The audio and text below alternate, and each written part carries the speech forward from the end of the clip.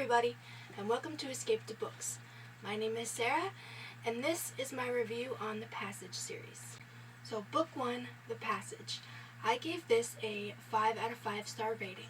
Take a learned, desperate man trying to save his cancer-ridden wife, finding a possible cure deep within the Amazon forest, a type of bat. Once infected with a bite, the possibility of salvation from all disease. Add military funding, a few tweaks, and 12 criminal guinea pigs stewing in their cages. Sound like a recipe for disaster to you? I thought so, but add hope and the human nature to survive and see what you get. Green glowing vampire gliders with a taste for every living thing's blood is your new world. Eyes up. The end of the world happens fast, and there is only a 1 in 10 survival rate. The billions are quickly dwindled down, at first within America's borders, but then quickly around the world. You follow a man of science, a man who retrieves the criminals, one of the men who guard the criminal subjects, a criminal whose death sentence is changed, and the hope of humankind, a little girl.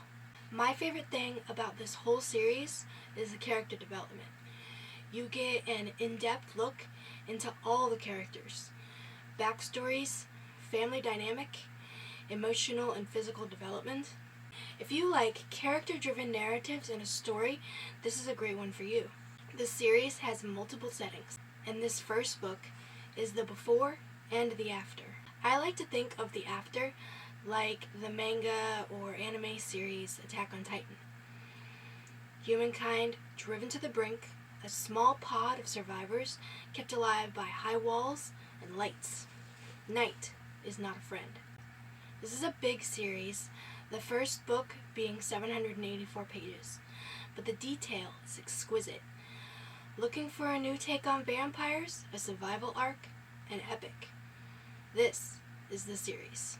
Now, if my little book 1 review didn't cut it for you, here's book 2, The 12.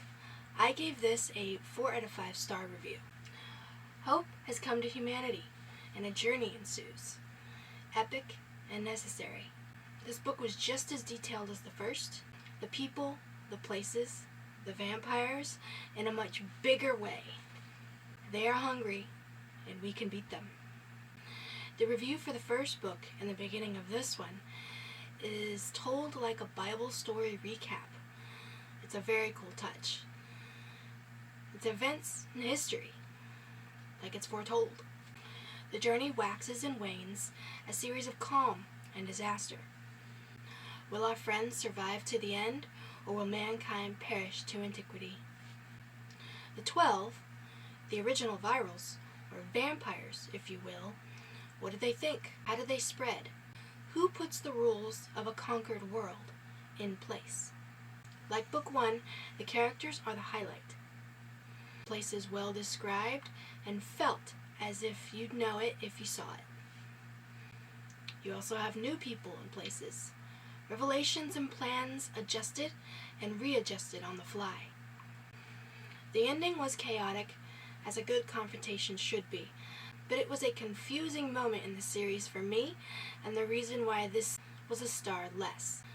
This was 592 pages of humanity on the brink. Now the final book in our trilogy, The City of Mirrors. This was a 5 out of 5 star rating for me. A final chapter in an amazing saga, a new perspective, a new story to tell. The first, the 0. The review again at the beginning is told in reverence.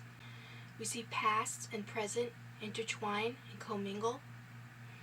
A ramping up of a story left untold. One of all men.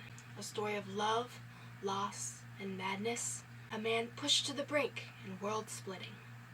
Humanity is given a brief peace while it finds its footing, but one more test remains. A race against time, tied in old world tech.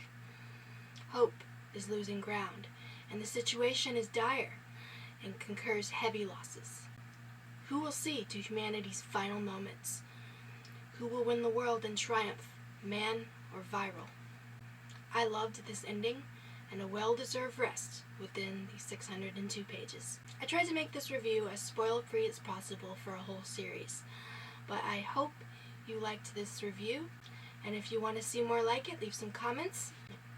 I'm on Discord, Instagram, and Goodreads, all under the name. And as always, let's continue reading.